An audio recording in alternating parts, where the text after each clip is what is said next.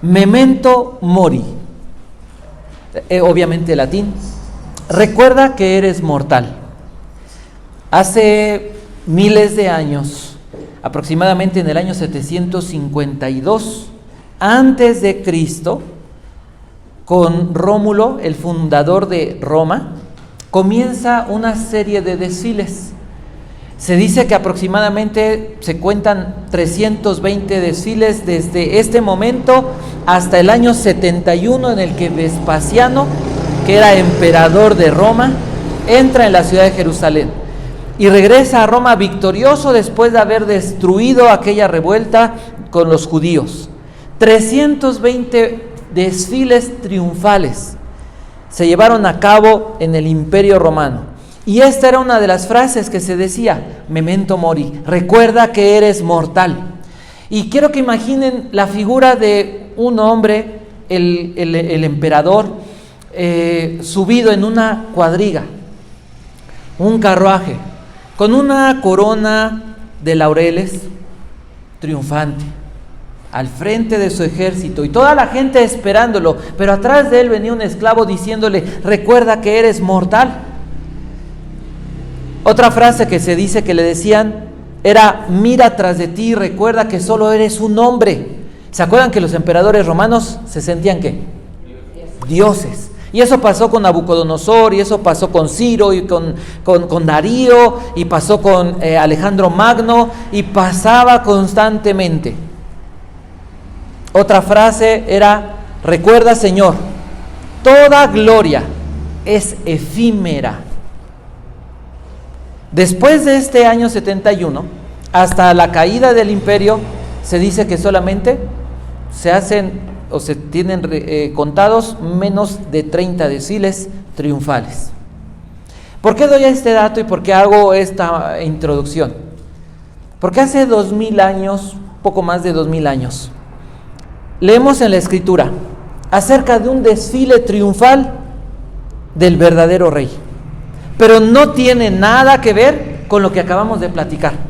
No tiene nada que ver con esos desfiles triunfales que hacían los emperadores o los reyes paganos. Y vamos a ver a la luz de la Biblia cómo es que se lleva a cabo este desfile triunfal. Mateo presenta a Jesús, lo hemos estado viendo a lo largo de este estudio de Mateo. ¿Cómo presenta Mateo a Jesús, nuestro Señor? Como el rey. Siempre mantengan esta figura. Todo tiene que ver con que Jesús es presentado, Mateo lo presenta como el rey. Entonces el propósito es que se puedan avivar nuestros corazones a celebrar con esperanza la llegada o el regreso de nuestro Rey Celestial. La cita bíblica son dos, solamente como referencia: Zacarías 9:9, veremos algunas otras, pero nuestro texto base es Mateo 21, capítulo 21, del verso 1 al verso 17. Y el día de hoy vamos a ver un principio. La Biblia habla del Evangelio. El Evangelio habla de Jesucristo y la obra que hizo el Señor Jesucristo, el plan eterno de redención de Dios para nuestras vidas. El principio que hoy vamos a ver, que vamos a aprender, es que el Evangelio del reino es que Cristo vino a reinar y Él venció. No solamente lo intentó. Encontramos a lo largo de la historia de los hombres un montón de guerras donde varios intentaron vencer y fueron vencidos y quedaron esclavizados. Jesús viene como un rey y viene a establecer su reino y Él vence. Hoy vamos a hablar de los detalles importantes. ¿Cómo se detalla en la Biblia este desfile triunfal de nuestro Señor? Entonces el título es El desfile triunfal del Rey. Voy a esperar a que abran su Biblia, Mateo capítulo 21, verso del 1 al 17. Voy a leer la traducción lenguaje actual. Si no coincide, pueden ustedes escuchar. Voy a usar esta traducción, me gustó la forma en la que lo explica. Muy parecido a la NBI, semejante a nuestra Biblia Reina Valera 60, pero me gustan los detalles que menciona esta Biblia.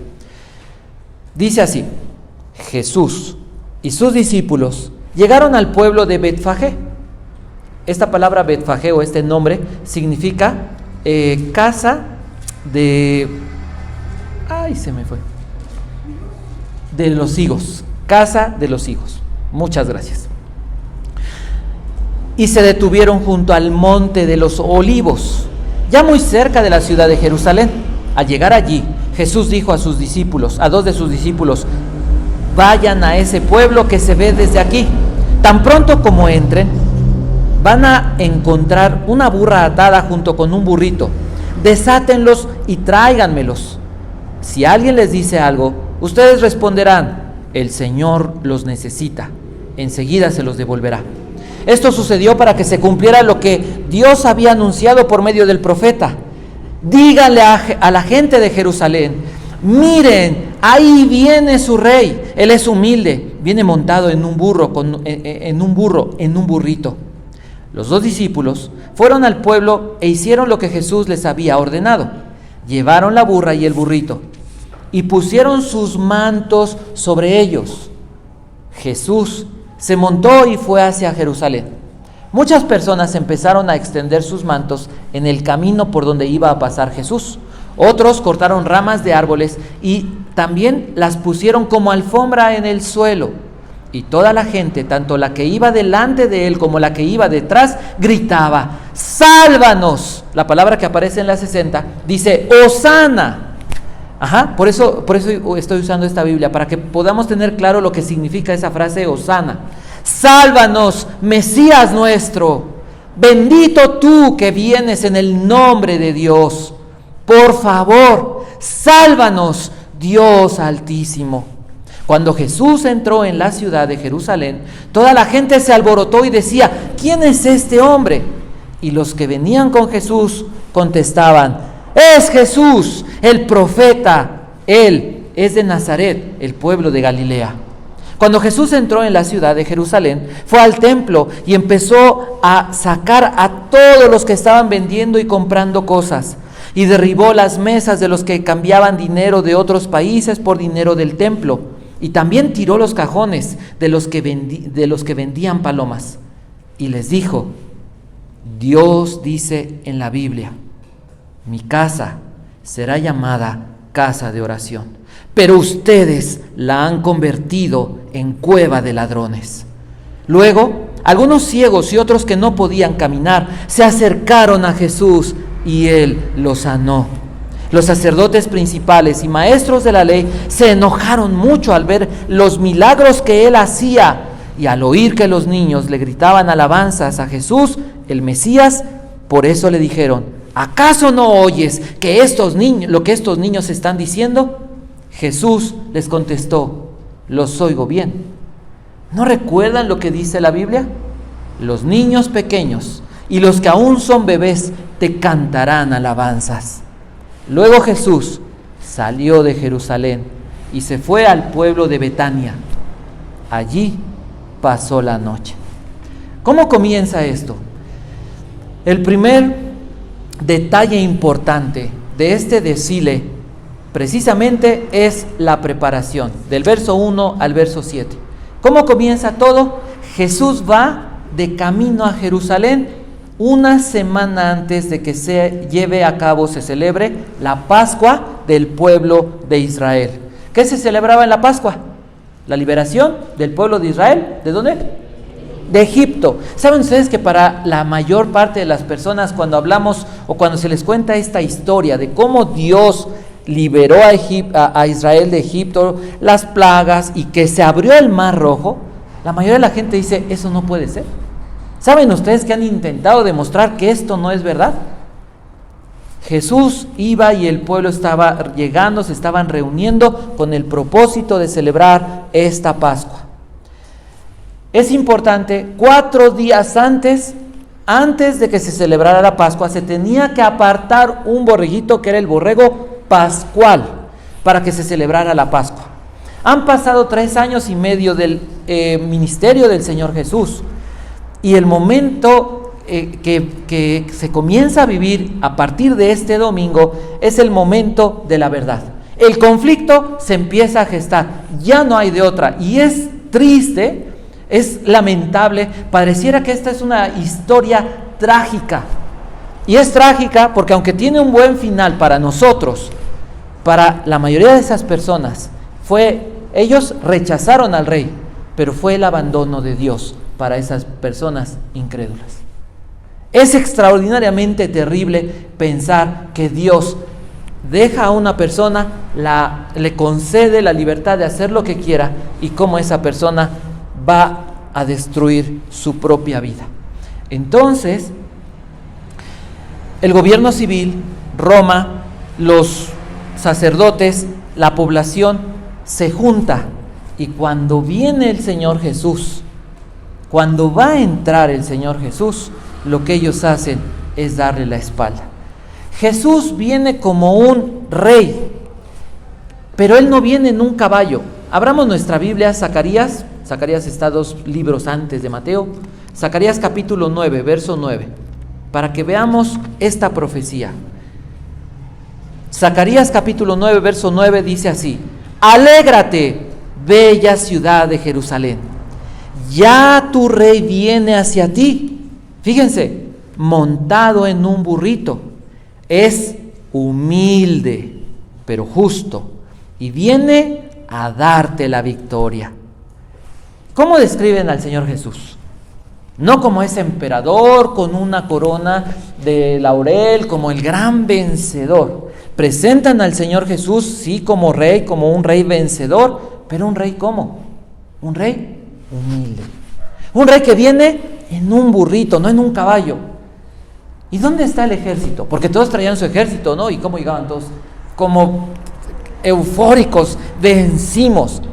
Pero el Señor Jesús presenta un ejército, ¿de qué? Adoradores. Gente que no trae espada, gente que tiene palmas en las manos, gente que no trae una gran vestimenta de soldados, que se quitan sus vestidos, que se quitan sus túnicas y las ponen a los pies del Señor Jesús, reconociéndolo como su rey.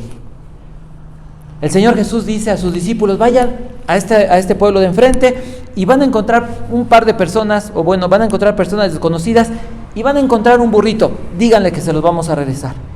Personas desconocidas en la Biblia ofrecen el transporte para que el rey pueda entrar en su ciudad, en su monte, en su casa, en su palacio, que es el templo. ¿Cuál era la misión de Jesús? ¿Por qué Jesús quería entrar de esa manera? El Señor lo había profetizado cientos de años. Y es maravilloso lo que hoy vamos a ver proféticamente hablando. ¿Cuál era la misión del Señor Jesús? Establecer su reino. Lo explica Mateo. ¿Pero para qué? ¿Cuál era el propósito del Señor Jesús? No era ser exaltado. Tenía que ser exaltado porque Él lo merece. Pero su propósito en esa humildad era venir a salvarnos. Cumplía la voluntad del Padre, no la suya. Cumplía la voluntad del Padre, venir a salvarte, venir a dar su vida por ti. El Padre ha profetizado en el libro de Zacarías, ha dado palabra al profeta, y el profeta les dice: fíjense, ustedes van a ver al Rey, ustedes van a ver al Mesías entrando, pero va a entrar en un burrito blanco. Y dice uno: bueno, ¿cuántas personas entraron por Jerusalén de esta manera, con ese ejército de adoradores, por llamarlo de alguna manera, de personas que se despojaban de sus ropas para adorar a su rey? ¿Cuántas personas? En la historia de la humanidad, solamente una. Jesús viene de esta manera, y esto no es lo más maravilloso. Aquí hay algo extraordinario, pero no es lo más maravilloso. El viaje comienza en casa de, dijimos, dátiles, higos, que son dátiles, ¿no? También. En casa de los higos. ¿Se acuerdan que hay una planta que se usa como símbolo de Israel, que es la higuera? Hay otra que es el olivo y hay otra que es la vid. Jesús viene a entrar y espera, como todo rey, espera que su pueblo debería haberlo recibido con una gran adoración. No solamente ese grupo de adoradores, sino la nación completa, Jerusalén completa, Judea completa, el Sanedrín, los religiosos completos debían adorar a su rey. Pero, ¿qué fue lo que pasó? El segundo detalle de este desfile triunfal, la entrada victoriosa. Dice el verso 12, cuando entró Jesús en Jerusalén, fíjense la transición, viene un montón de gente adorando al Señor y diciéndole, sálvanos, sálvanos Mesías nuestro, bendito tú que vienes en el nombre de Dios, por favor sálvanos Dios Altísimo. Pero en Jerusalén, la gente ¿qué hace? Verso 11, verso 10. ¿Qué pregunta hace? ¿Y quién es ese hombre? Jesús ha venido, y si ustedes recuerdan, hay un dato, a los 12 años, cuando se le pierde a su padre adoptivo y a María, su mamá, ¿dónde estaba Jesús? En el templo. La gente había oído de la sabiduría del Señor Jesús. Lleva 3 años y medio el Señor Jesús haciendo milagros en Judea, en Galilea, mayormente en Capernaum. La fama de Jesús lo precede. Pero la gente de Judea, ¿qué dice? ¿Y quién es ese hombre? ¿Qué había pasado en su corazón? ¿Qué había pasado para que no lo reconocieran? ¿Qué fue lo que estaba sucediendo? ¿Y cuál fue la respuesta de la multitud que venía con el Señor Jesús? ¿Qué dijeron? Es el profeta. ¿De dónde? De Nazaret. ¿Hay alguna profecía de Nazaret? ¿Que hubiera algún profeta que naciera de Nazaret? Nazaret, Galilea era menospreciada para los judíos piadosos, pero Nazaret era menospreciada para los mismos galileos. ¿Qué entendemos? Que esto era una gran fiesta nacional, ¿no? Es como cuando hay fiesta el 15 de septiembre o alguna fiesta. Era una fiesta nacional. Todo el mundo celebrando y con palmas y con los mantos, pero nadie sabía qué estaban haciendo realmente. Nadie tenía conciencia de que realmente delante de ellos estaba alguien que había sido profetizada su venida desde hacía miles de años. Y tan solo quiero que abran su Biblia, por favor. Daniel capítulo 9. Conocemos este pasaje de Daniel capítulo 9 como la profecía de las 70 semanas. ¿Se acuerdan? Las 70 semanas de Daniel. Daniel capítulo 9, solamente vamos a leer del verso 22 al verso 24. Y dice así. ¿Ya lo tenemos? Ahí pónganle una marquita en su Biblia. Dice, y Gabriel me dijo, escucha Daniel, vengo para ayudarte a entender todo esto. Dios te quiere mucho. Así que tan pronto como empezaste a orar, Dios contestó tus oraciones. Y yo he venido a darte su respuesta. Pon mucha atención para que entiendas lo que quiere decir tu sueño. Tienen que pasar 70 semanas para que termine el castigo contra tu pueblo. Esta profecía ¿hacia quién es? Para Israel. Diferencia entre Israel y la iglesia. La Biblia enseña diferencia entre Israel y la iglesia. Es importante tener presente esto. Es importante no confundir que Israel sea la iglesia y la iglesia sea el nuevo Israel, el Israel espiritual. Eso no lo dice la Biblia. La Biblia dice, Dios tiene una profecía y por eso en los círculos teológicos se habla y se menciona que Israel es el reloj profético de Dios. Por esto, porque queremos saber cómo se está desarrollando el plan de Dios, tenemos que venir y estudiar Daniel, Apocalipsis y darnos cuenta cómo es que se va a desarrollar el final de la historia. No es la iglesia, dice, para tu pueblo, la ciudad santa, y Dios les perdone su maldad. ¿Cuál es la ciudad santa? ¿Cuál? Jerusalén, ¿ok? No hay confusión. Dice aquí, tienen que pasar 70 semanas para que lleguen a su fin la desobediencia y el pecado. Al cabo de ese tiempo siempre habrá justicia. Al final de la semana 70 se establece el reino del Señor Jesucristo, el reino milenial. Y sucederá lo que viste y Dios cumplirá su promesa. Su santo templo será purificado y se volverá a dedicar. Tú debes entender bien esto. Pasarán 7 semanas desde que se da la orden de arreglar y reconstruir Jerusalén, no el templo, Jerusalén, hasta la llegada del príncipe elegido. ¿Qué dice la Escritura? Desde el momento en que Artajerjes, el rey que está reinando en Susa, ¿se acuerdan de Nehemías? Está Esdras, está Nehemías, está Zorobabel, está Josué. Esa es la época. Es Artajerjes el que da la orden de reconstruir la ciudad de Jerusalén hasta la entrada, hasta la llegada del príncipe Mesías o el príncipe elegido. Son 69 semanas, 69 dígitos de 7 años. Si ustedes hacen cuentas, se tiene que hacer las cuentas sobre el calendario lunar, no sobre el calendario gregoriano solar que usamos nosotros, y se tiene que considerar el calendario hebreo. Se van a dar cuenta que a veces la Semana Santa se da en marzo y a veces en abril, porque al paso de algunos años se añade un mes en ese calendario lunar.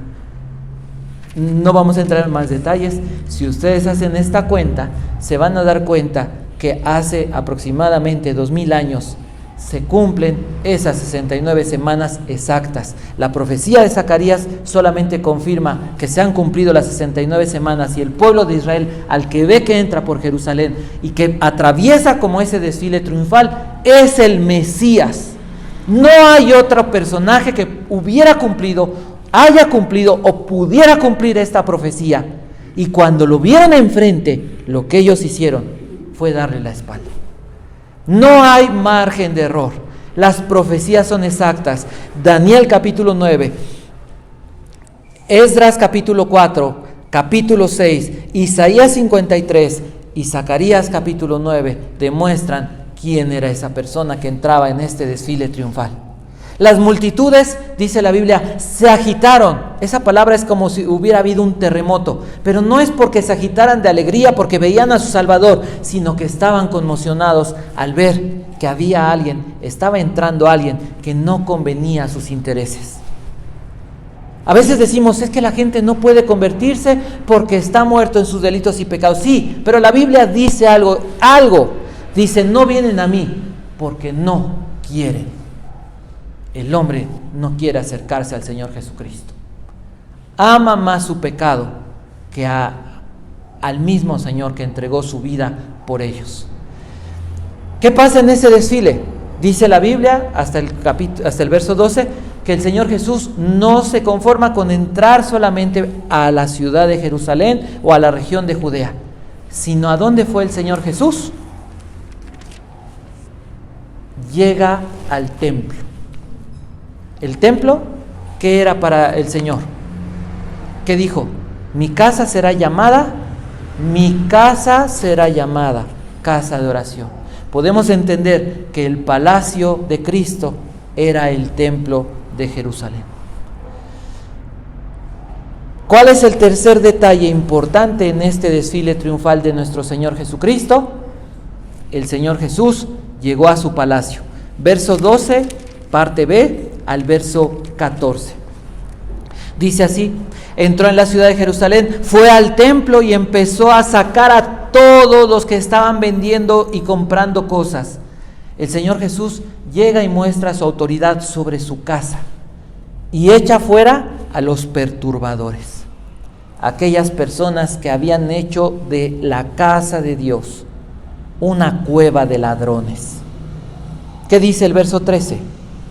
Y les dijo, Dios dice en la Biblia, mi casa será llamada casa de oración, pero ustedes la han convertido en cueva de ladrones. Y el verso 14, Jesús ve a dos tipos de personas: los perturbadores, los rebeldes, los que tienen una religión pero que realmente no aman a Dios. Amaban su religión porque les convenía. Les convenía porque algunos lucraban con la religión. En estos días que la gente se juntaba para la Pascua, era un negociazo. La Pascua era el mejor negocio del año para los comerciantes y para el clero de Israel. Se vendían animalitos. La gente llegaba a lo mejor venían de Roma, venían de África, venían de Siria, venían de la región de Babilonia, venían de diferentes regiones o más allá de más al oriente, y traían monedas de su lugar de origen. Cuando llegaban, los cambistas sacaban muchísimo dinero en ese cambio. Vendían animales no en buenas condiciones y los daban más baratos, aparentemente. Los buenos animales los daban muy caros. Todo era un negocio. No les interesaba la salvación de las personas, no les interesaba a Dios. Entonces Jesús echa fuera a esos perturbadores, aquellos mercaderes de la fe. Piensen en esto. Ayer platicábamos y yo le decía, hay en el centro mucha gente, muchos indigentes, y si acuerdan, se hizo una noticia viral que salen dos policías golpeando y pateando a un indigente y lastimándolo, y bueno, eso gracias a Dios que sale en la tele.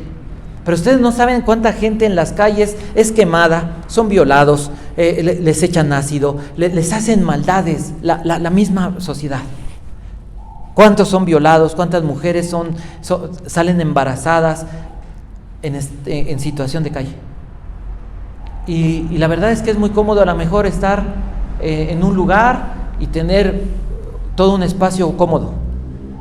La pregunta es, ¿a cuántas personas hemos visto que se acercan a esas personas?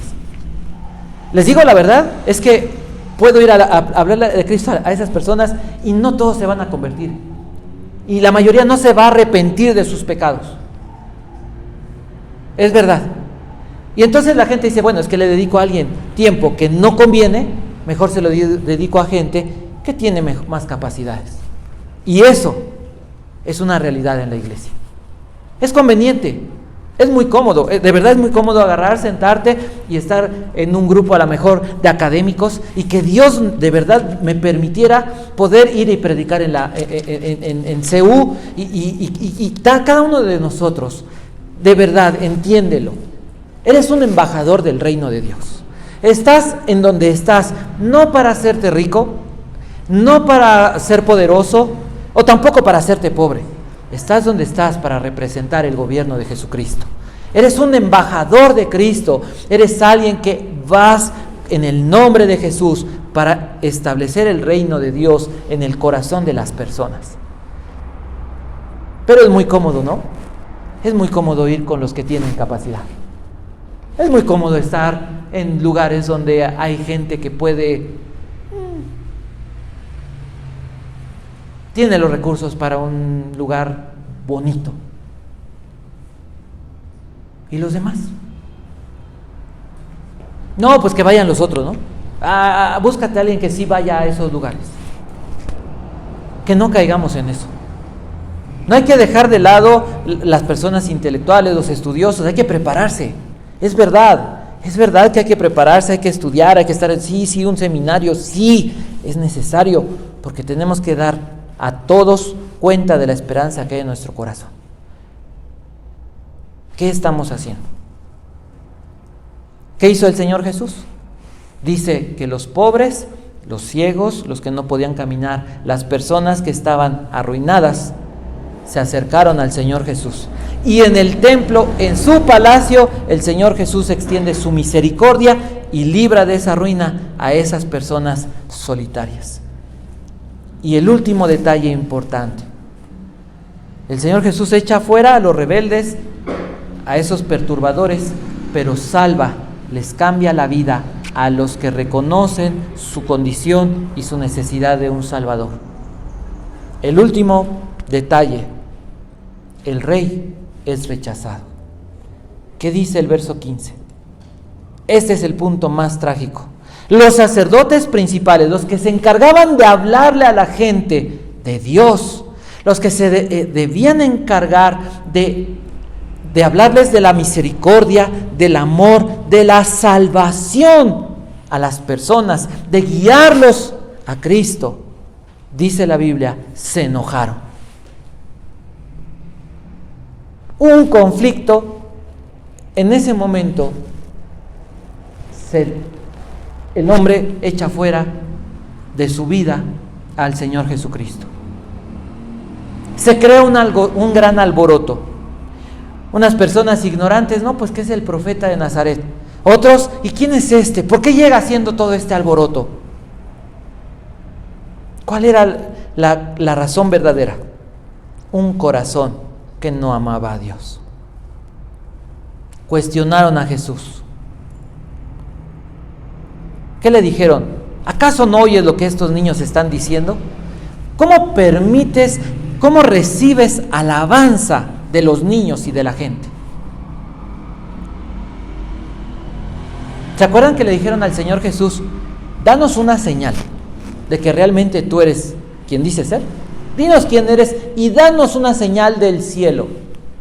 ¿Se acuerdan que el Padre en el bautizo dijo, este es mi Hijo amado en quien tengo complacencia? En el monte de la transfiguración, el Padre dijo, este es mi Hijo amado, a Él escuchen. Jesús dijo en el Evangelio de Juan, mi Padre da testigo de quién soy, y si no creen en mis palabras, crean en las obras que hago. El Espíritu Santo dio testimonio de quién era Jesús.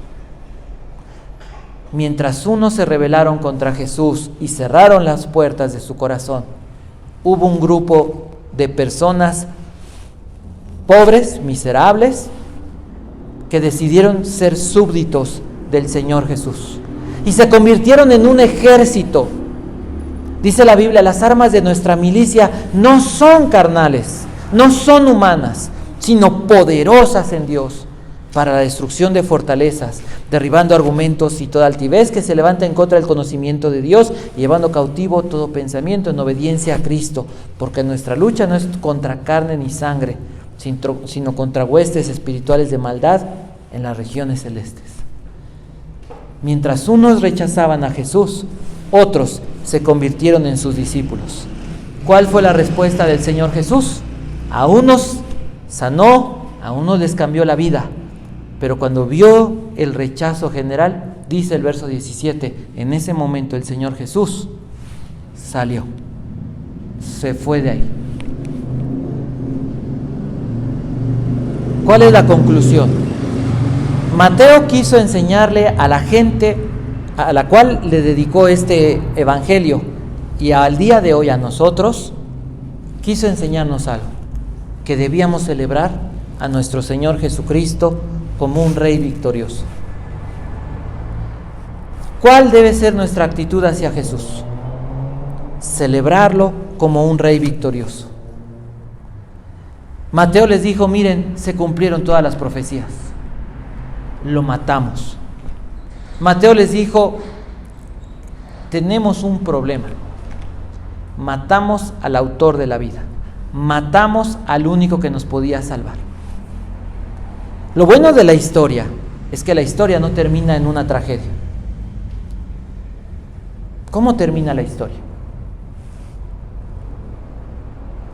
Jesús siendo asesinado, pero resucitando de entre los muertos para darnos vida. Entonces, ¿qué podríamos tener como aplicaciones? Si hubiera algo que el Señor Jesús en este momento, piensa tú que estuvieras en Jerusalén y que estuvieras en el templo. ¿Cuál sería hoy lo que el Espíritu Santo susurra a tus oídos? ¿Quieres ser o eres de aquellos ladrones, de aquellos perturbadores de la casa de Dios? ¿O quieres ser o eres como aquel ejército de adoradores que están dispuestos a dejar que Jesús reine en su corazón? ¿Qué pecado puede estorbarte en este momento. ¿En qué te pareces tú a aquellos gobernantes? Mira, si fuéramos sinceros, si somos sinceros, hay muchísima arrogancia en nuestra vida. Y solamente mencionaré un detalle. Jesús llegó como un rey humilde. ¿Somos humildes? La pobreza no es humildad. La pobreza es pobreza. La humildad significa, la palabra literalmente es estar pegado al piso. No es que te eleves como un globo, no es que te eleves. Significaría literalmente estar a ras de suelo. Eso significa la humildad. Es entender que somos esclavos. Es entender que no somos mejores que Jesús. Y si Jesús fue humilde, nosotros deberíamos ser humildes. Nuestro rey es el que debe de gobernar, no nosotros. Entonces, sinteticemos el Evangelio para terminar. ¿Qué hizo Dios? Dios preparó el camino y dio profecías para que todos supieran. Y el día de hoy tú sabes claramente, con la Biblia en la mano, tú sabes que Jesús cumplió ¿qué profecías? La fecha exacta en que Él iba a entrar como rey a Jerusalén. Sabes calcularla, desde el edicto de Artajerjes hasta el momento en el que el Señor Jesús cruza las puertas de Jerusalén y llega al templo, 69 semanas. Está pendiente la última semana, la semana 70, que proféticamente se cumple en la gran tribulación, cuando la iglesia ha sido llevada por el Señor a su presencia. ¿Qué hizo el Señor Jesús? Se presentó como un rey. Y no solamente para que lo adoraran, recibió adoración, pero se presentó como un rey salvador. En ese mismo día, mientras había un montón de gente, en ese mismo día le cambió la vida a muchas personas. Les dio vista a los ciegos, levantó a los que no podían andar y a los que necesitaban salvación, les dio vida eterna, les perdonó los pecados. Jesús mostró su victoria. Jesús mostró quién era. Se levantó de entre los muertos. Pero hizo algo muy fuerte, algo muy terrible para esas personas. Y quiero que pienses en esto y que imagines esto. Que tú estuvieras y hubiera esos miles de personas y están los comerciantes, las mesas tiradas porque el Señor las tiró y las palomas salieron volando y los borreguitos están corriendo, las personas peleándose por las monedas y todo el dinero que hay tirado. Jesús sanando personas. Pero la mayor parte de esa gente, después de 2000 años, en este momento muchas de esas personas están arrepentidas, pero están en el infierno. A lo suyo vino, y los suyos no le recibieron, mas a todos los que le recibieron, a los que creen en su nombre, les dio la potestad de ser hechos hijos de Dios. Quiero hacer algunas preguntas para que medites. Y te voy a pedir que cierres tus ojos y consideres esto. Piensa que no soy yo. Yo solamente quiero transmitir de la manera más fiel posible lo que Dios nos muestra en este pasaje.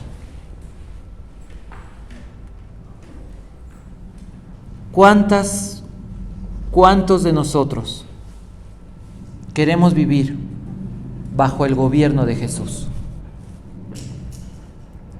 ¿Quieres vivir bajo el gobierno de Jesús? ¿Realmente estás dispuesto a decirle, Señor, aquí está, y despojarte o quitarte tu manto de orgullo, tu manto de independencia, tu manto de decir, yo hago las cosas a mi manera? ¿Estás dispuesto? ¿Cuántos están dispuestos a vivir una vida de alabanza? Levantaban palmas. Y sabes una cosa, que eso solamente fue el inicio de ese gran festejo y de ese gran desfile. Porque un día, dice la Biblia en el libro de Apocalipsis, tú y yo, si eres hijo de Dios, si le has rendido tu vida al gobierno de Jesús, Eso es la fe. Dejar que Jesús gobierne tu vida. Un día estaremos en el cielo, pero no vas a traer la ropa que hoy traes. Dice la Biblia que nuestros mantos serán blancos, que representan las obras santas de los redimidos. Y que un día levantaremos palmas y celebraremos a nuestro Rey.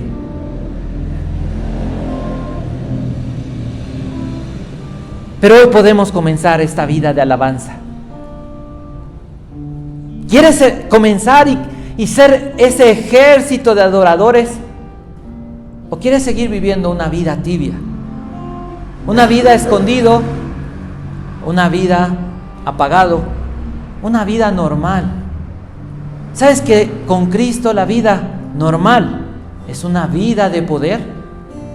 ¿Sabes que con Jesús la vida normal es una vida de victoria? ¿Sabes que con Jesús la vida normal es una vida de muchos enfrentamientos, pero donde Cristo muestra su gloria a través de tu vida? ¿Estás dispuesto a humillarte delante del Rey y también a ser humilde delante de las personas? ¿Estás dispuesto a dejar que sea el Rey a quien reconozcan las personas y no a ti? ¿Estás dispuesto a poner a los pies de Jesús tus obras, tu vida, tu corazón, tus intenciones? No sé cuál sea tu respuesta, pero creo que es un buen momento, porque si no lo hacemos en la iglesia, difícilmente lo haremos allá afuera. Es tiempo suficiente. De verdad, es tiempo suficiente de hacer eventos apagados. Venimos los domingos a tener un evento solemne, serio y tranquilo. ¿Tú crees que cuando vino este desfile la gente estaba solemne, seria, tranquila, apagada?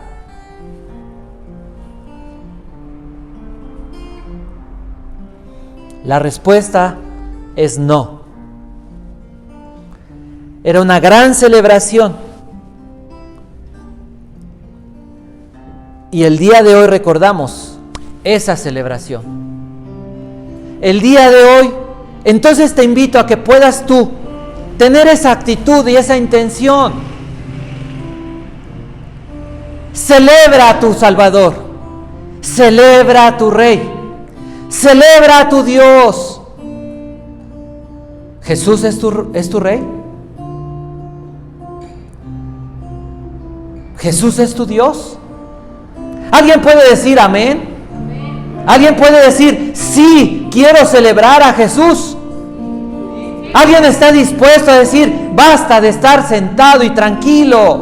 La vida cristiana no se trata de eso. El mundo se divierte en la basura, en la suciedad, pero nosotros podemos divertirnos honrando a nuestro Dios, celebrando a nuestro Rey. ¿Cuántos están dispuestos no solamente a celebrar a Dios, a Cristo con canciones, sino celebrar a Jesús también en la calle? Si estás dispuesto, ponte de pie y celebremos a nuestro Señor. Y comencemos esta semana, que es la más importante, donde recordamos el sacrificio, la muerte de Cristo, pero la resurrección de nuestro Dios y Salvador. Sal de este lugar, pero sal completo, contento, feliz, como un adorador, siendo parte del ejército de Cristo, un ejército de adoradores. Y dile al mundo que Cristo es el Rey y que comienza su reino en su corazón, como ha comenzado en el tuyo. Levanta tu voz, alaba a Cristo, desbórdate, sé feliz, alégrate, gózate, porque Cristo está aquí. Entrad por sus puertas con acción de gracias y por sus atrios con alabanzas. Alabadle, bendecid su nombre, porque Él es Dios. Él nos hizo y no nosotros a nosotros mismos. Pueblo suyo somos y ovejas de su prado. Él es digno porque Él es el Rey de reyes y el Señor de señores.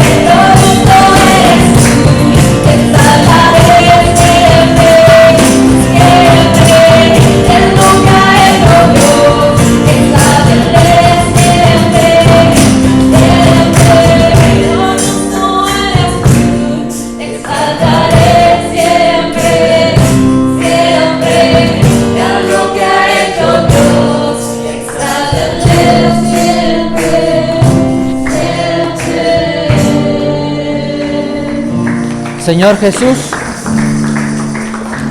tú eres el Rey que viniste a salvarnos. Nosotros reconocemos y nos rendimos ante tu dominio. Reconocemos que necesitamos que reines en nuestro corazón, que reines en nuestra vida, y por eso te rogamos y suplicamos tu perdón por nuestra rebeldía y soberbia y por no adorarte como tú lo mereces. Cambia nuestro corazón, conviértenos en verdaderos adoradores, que cada día te entreguemos más de nosotros Queremos amarte con todo nuestro corazón. Vuelve tu rostro hacia nosotros. Llénanos con tu presencia, hazte presente, manifiesta tu gracia y tu poder. Queremos amarte, queremos bendecirte, queremos que nos bendigas, pero también que nos hagas de bendición para los que no te conocen. La gloria sea tuya, Señor Jesucristo, hoy y para siempre. En tu nombre oramos, te bendecimos y te alabamos. Cristo bendito. Amén. Podemos darle un aplauso a nuestro Dios.